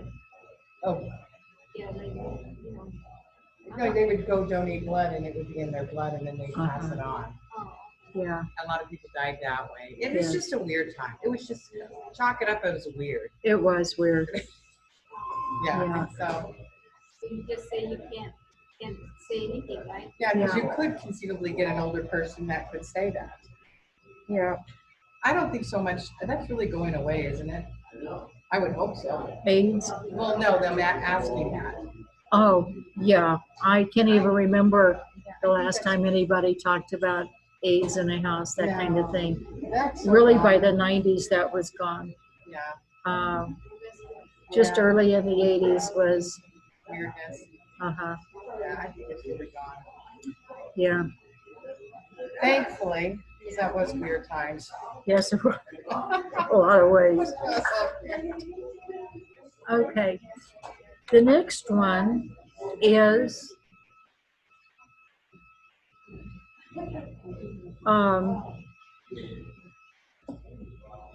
contract terms and legal requirements, and that's number 3. And it says a buyer may request as part of the contract for sale of your property that you pay for repairs to the property and other items. Your decision on whether or not to comply with the buyer's request may affect your ability to sell your property at a specified price. All of this really changes with where we are in the market. Is it a buyer's market or a seller's market? We've been in a strong seller's market and then a weaker seller's market, but we've been in a seller's market for many years now. Nothing ever stays the same forever. There could come a time when we have a buyer's market. We never know when markets are going to change, and when they do change, a lot of times they change pretty rapidly. So a buyer's market means that there's too many sellers' properties on the market. Buyers have too many choices. And so some of those properties will sit on the market for a long time. Because of that, sellers are more apt to make repairs and do things that a buyer requests. Where in a market where the seller has a lot of buyers lining up to buy that property, and that seller can say, I'm not doing this and I'm not repairing that, and don't even ask. This property is being sold as is, and I will not do any repairs. They can get by with that because chances are there is somebody else in line to buy it. When that changes, we'll see things go the other way. And that's when you drop prices. It's not a fixed. Right, Yeah. prices drop. pay for the closing part for the unit. If it's a buying market, maybe the seller will offer like a pay for the closing part. Yeah, they could do something like that. Yeah, you're right. Yeah, they're much more agreeable to making repairs, even things like new roofs and maybe a paint job or a new carpet. Buyer can get by with asking a lot if the property's been on the market and that seller needs to sell. So, don't know when we'll see that, but someday perhaps. Okay, so what this is saying is that the seller has to make choices, and pretty much the market's going to determine how the seller makes those choices. Some sellers may say, I've enjoyed this house through the years. I want it to be the best thing that I can pass forward to somebody. I don't want to sell somebody a piece of junk because that's a reflection on me. And so they're going to do the best that they can to sell something good to a buyer. But a lot of sellers are just going to say, I'm not doing anything, take it the way that it is. Okay, which is pretty much the market that we're in. Okay, That sounds as it, right? uh-huh. What you see is what you get. That's right. What you see is what you get. Do you like it? Okay. Withholding taxes. Under federal and California tax law, a buyer, you might want to underline that, is required to withhold a portion of the purchase price from your sale proceeds for the purpose unless you sign an affidavit of non-foreign status. Oh, that's right, Yeah. So, I forgot what that was called. FERPTA. FERPTA. Uh-huh. Okay. Federal Investment in Real Property Tax Act, which actually came about in the early 80s. And then California jumped on the bandwagon in the early 90s for California withholding taxes. And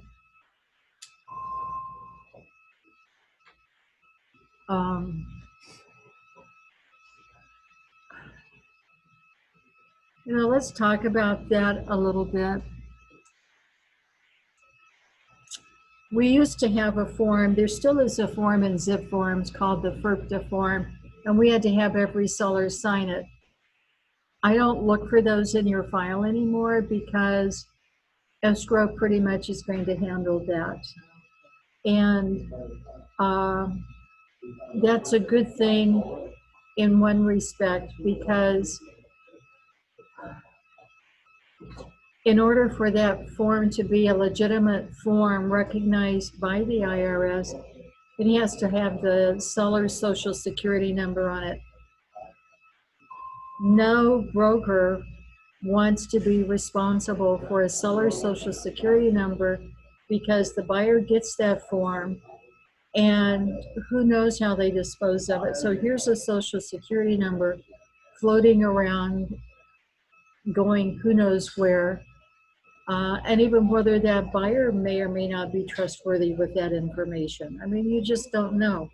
So the brokers were recommending that the social security number not be put on that form. And on the form, it says it's basically worthless without it. So it was a real problem and a catch-22. So then they decided that they would make the escrow officers responsible for collecting that information and holding on to it themselves through escrow, because they're going to have social security numbers anyway. And some escrow companies said, we're not going to do that. We don't want that liability. And for some other reasons, they weren't going to do it. And that became problematic. Pretty much now, all of the escrow companies are giving us what's called a qualified substitute. And it says on there that they've got the social security number and they've got on file the document that the seller signed stating, giving the information as to whether the taxes were actually due. Now then,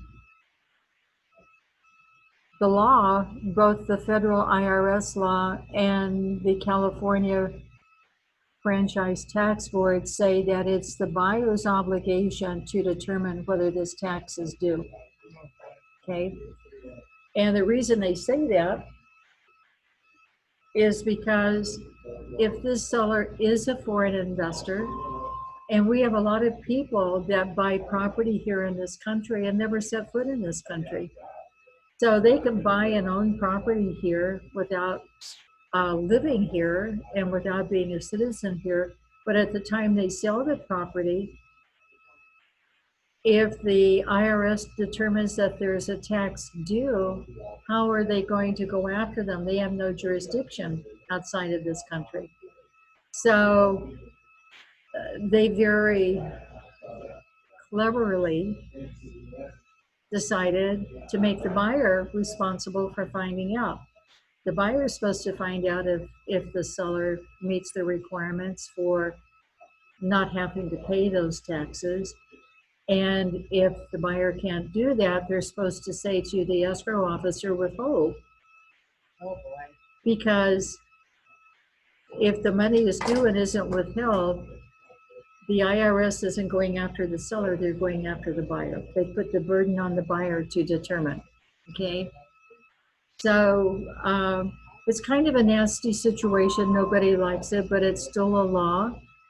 And from time to time, there have been issues over whether that tax was due and who was going to pay for it. So it is a real thing. We don't hear about it too often. The part that I like the best, as long as you've got a QS form, a qualified substitute form, in zip forms at the close of escrow, that's all that's necessary. Because what escrow is saying is that they're getting a seller signed statement at the closing. That's an affidavit as to whether that money is owed or not.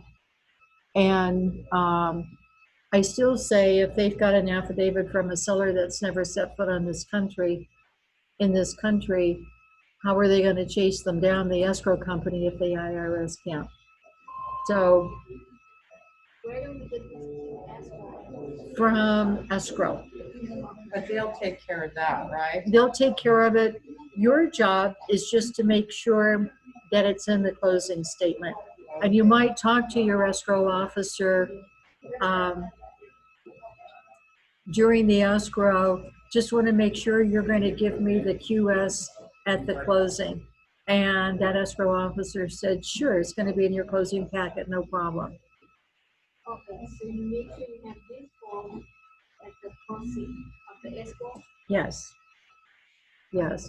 Hello. How are you? And Good. How the are you guys? whole reason for that is because it takes the burden off of your shoulders and your seller's shoulders and your buyer's shoulders. Puts it squarely on escrow, even if that tax is due. And I think there's a good chance that a lot of them are due. Escrow says, we don't care as long as the seller signs it, that's all we need. Well, they have no way of tracking the seller, but as long as we aren't liable, that's all we care about. That's all we can care about. So they need buyer pay the tax. If we don't have that QS form, yes. Oh, if we have the QS form, then You're on. the seller will pay for the property? Well, no, it's just saying How that did all the pruning end up? it's just, Oh, that QS form is just saying that escrow has a document that the seller signed that it wasn't due. Oh, Whether it's due or not, they're Yeah. just saying, they're, Yeah, so the consent yeah. kind of thing. And basically, that's what they're doing is the seller can say, I guess, whatever they want to say on there. I don't want to say that most sellers aren't telling the truth that are foreign investors, but in truth, I've only seen in my 15 years here, 14 years here, I've only seen one federal payment. No, I've seen two. where they made it, that they were okay, that they had paid taxes. That they had to pay the tax. Everybody else had paid already, Well, but you know. most of them didn't. Oh, Yeah, oh, that's horrible. yeah, it is. It's So let's say let's say you forgot or You're in you trouble. didn't know about the QS form, what happened then? well, there's something that is really important for you to know. Having a license, it doesn't matter whether you got your license today or 50 years ago. We all come under the same category of being knowledgeable. And what the government says, once we have a license, we're responsible, no matter whether we know it or don't know it. So for the intent of our class here, The most important thing is to get that QS in each and every escrow that you do, whether you've got buyer or seller, and that's the best that we can do. I used to chase these things around, trying to make sure that everybody was protected. This was before they came out with that QS statement, because we know that the government would occasionally go after some of that. And in those days, up until just a very few years ago, it was 10% federal and 3%, 3.33% for California. Now the federal is up to 15% and the 3.33%, so that's 18.33%, which then they've got fines and that kind of Interest. thing on top of it, and interest. And if they go after the agent, that's pretty hefty. Be $100,000. Could be, yes. Yeah, so if you don't get anything else out of today, just get a QS in every closing that you get from the escrow company, and that's our protection and your protection. And I have to tell you, I'll be very honest with you, I don't chase them. I've got it in there that they're required. If the agents get them, good. If the agents don't get them, there's just no way that I can chase them down. So protect yourself, and that will be good. Okay.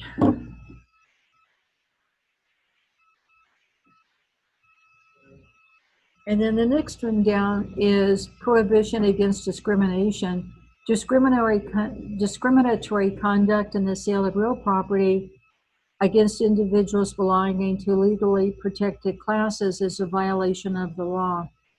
If you're a property owner and renting out a property, tenant law, there's nothing you can discriminate against, even if you are convicted of a felony.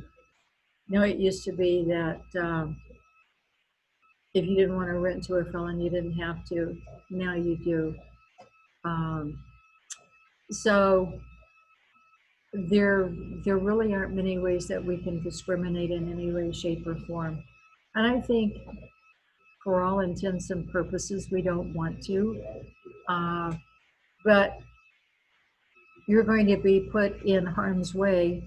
And just to let you know, there have been and could be and probably are always going to be DRE spotters who will have been known to come into offices under the pretense of being a buyer or a seller, or they may call you on the telephone if you're on the floor or something, or they see your listing someplace and get your phone number from your listing and call you up and say something to the effect of, I'm very interested in your property. What can you tell me about it? And you tell them all the good things about it and the things they need to know. Well, I'm not real familiar with this area. I don't want to live in an area where there are, and just fill in the blank, and they're going to fill it in for you. Can you take me to a neighborhood that doesn't have whatever's on the blank line? Okay. The only thing you can say is it's against the law for me to discriminate in any way. Any concerns you have about neighborhoods, you have to explore on your own. I'll show you any house in any neighborhood. I'll be happy to. But I can't tell you anything as to anything discriminatory about that neighborhood. So it makes it very difficult, because you are going to get people that say, I had a lady say to me one time, I don't want to live in a blue-collar neighborhood. Well, anymore, what's a blue-collar neighborhood? You know? I was just gonna laugh, me, I don't know what it means. Well, it used to be that you had professional people And you could pretty much tell by income and education whether somebody was blue collar or white collar.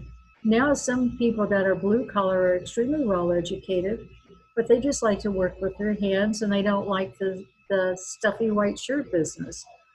Um, and anybody that works hard enough can excel and make a whole lot of money. So you can't tell by the neighborhood that somebody lives in, their education level or their skill level or anything.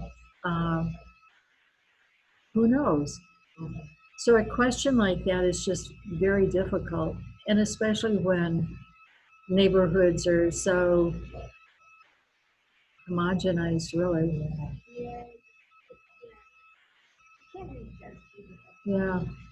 Remember, my husband's boss, he's an Indian, and he likes to buy Gucci stuff. He said when he walked in there, and he likes to wear like kind of I don't The know what turban?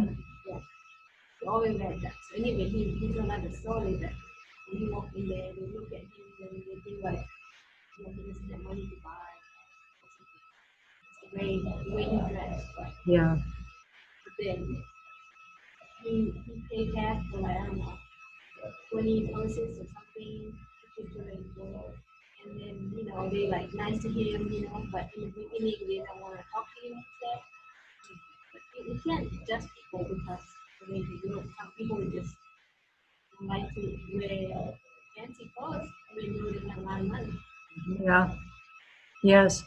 And sometimes those blue jeans with holes all the way down the front cost a fortune, Yes. and they look like they've just been rummaging the streets, doesn't it? You can't tell anymore. I had one of my tailor. I only wear like the one that cut a little bit, right? And he will make a joke, you know, he's an owner in Germany. He go, hey, if you don't have money to buy jeans, I'll give you some money. He said, your jeans are all ripped. Yeah. Tell them those cost a whole lot more. Than the regular ones. Yeah, it is. I thought it was just funny. It is. You can't tell anything about anybody anymore, really. And I guess that's the good news. And so, okay. Um,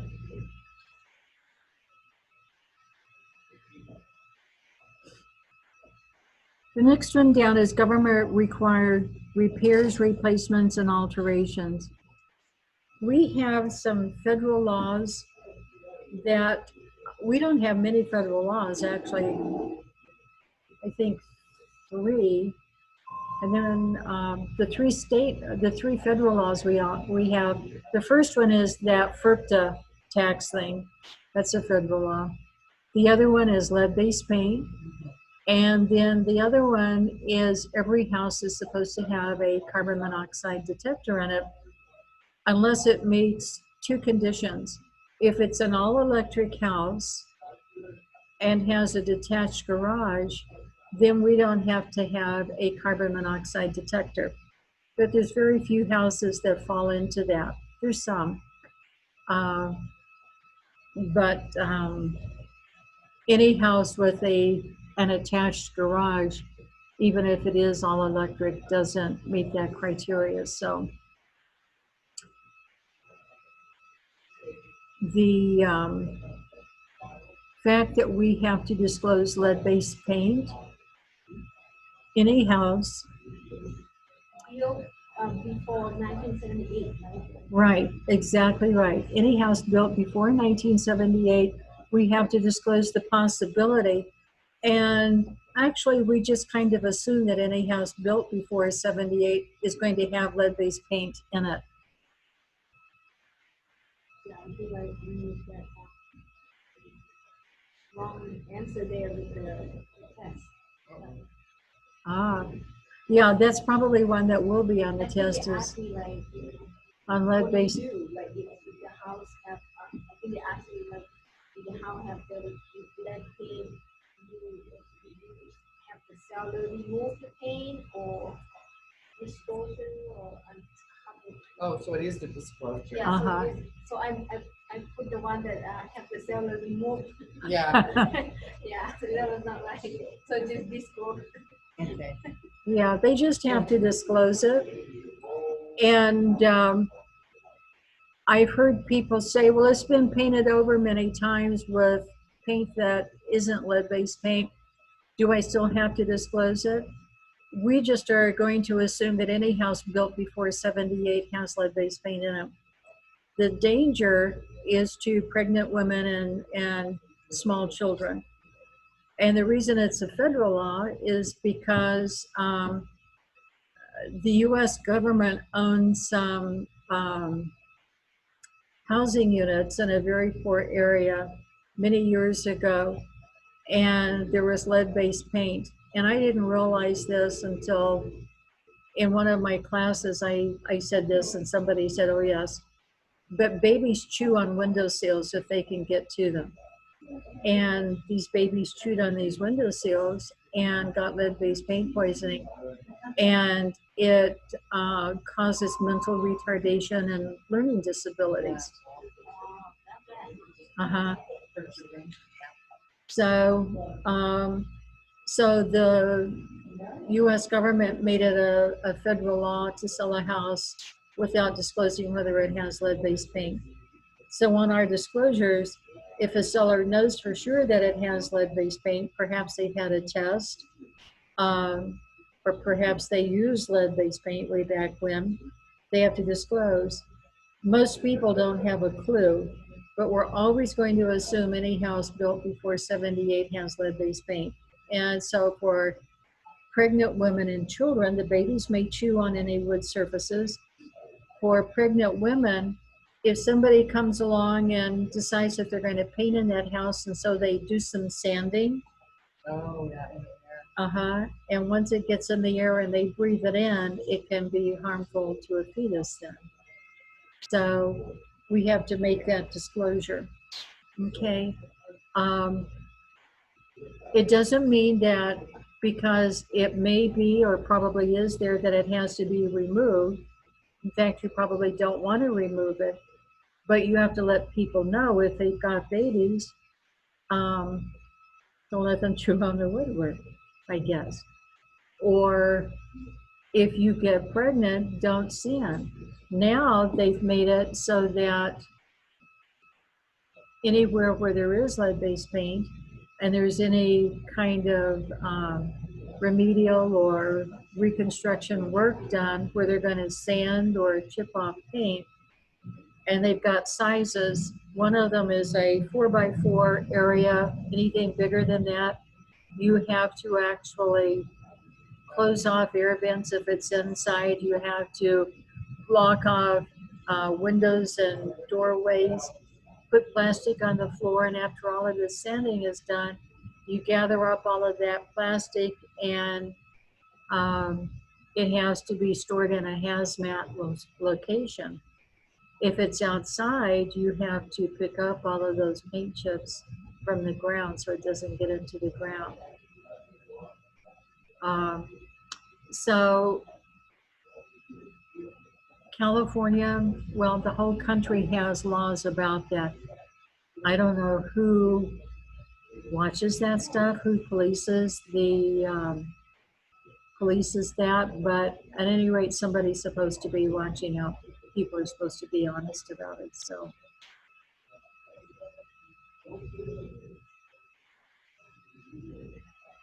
lead-based paint, the reason 78 is a magic number, the US government in 1976 said that we couldn't manufacture lead-based paint in this country anymore. So they figured by 78, all the paint was off the shelves that had been used up. Years ago, I went to a risk management seminar with an attorney who said that, in her opinion, everybody should use a lead-based paint disclosure on any property because, especially here in California, apparently there's lead-based paint that comes up from Mexico and comes across the border. I can't imagine that there's that much, but perhaps sun, and maybe it's more in Southern California than Northern. I have no idea. The other thing is that because people order things, just like we see that prime truck pull up, people order things over the internet, and a lot of designer paints coming from foreign countries have lead in them. So there can be lead paint. That's true. I once had a beautiful salad bowl and it Uh-huh. broke. Oh, And I was going to replace it, and it said it has to be disclosed in the state of California that it had lead-based paint. oh. I didn't buy it, of course. I bought it. I already tried it out, but I'm so disappointed. Yeah, So yeah, yeah. it is beautiful. I got it from Oh. Home Goods. Really? Yes. Oh. So yeah. Huh. Yeah. Yeah. Well, there's paint that comes from all over with that lid in it. So, I know horrible, isn't it? yeah. They check it, right? No, they don't check it. Kind of thing. Well, if it's coming in through the internet, no, they don't. And so if we buy something, let's say from Italy or India or any other country that might make lead-based paint or use it as a designer product, then You just don't know. you who just don't uses it. know. Yeah, you don't. So, I know. Yeah, what's the point? Yeah, I think I got Yeah. that. Oh, it's okay. beautiful. Maybe it makes it always. The Macy's or yeah, it's crazy. Okay, marketing considerations. I'm just going to go through these quickly so we can go ahead and finish with this form for today. It's saying that a seller may want to consider getting some inspections before they actually put the property on the market, like a pest inspection. It helps them to know how to negotiate sales price, so on and so forth. Knows the condition of the property that they're passing on, and is telling them that those things may not be mandatory, but might not be a good idea. Post-sale protections, home warranties, that kind of thing is a good protection for a seller and for a buyer. And expenses, expenses, you are advised that you, not the broker, are responsible for the fees and costs, if any, to comply with your duties and obligations to the buyer of your property. Okay, and so then seller signs that, and the agent representing that seller signs it. Okay. Okay, everybody. Dominic, thank you for being with us today. And on Thursday, we're going to start our purchase agreement, and then we'll go back and pick up the rest of the disclosures. We got to one or two of them, but we'll get to the others. Okay, everybody. Thank you.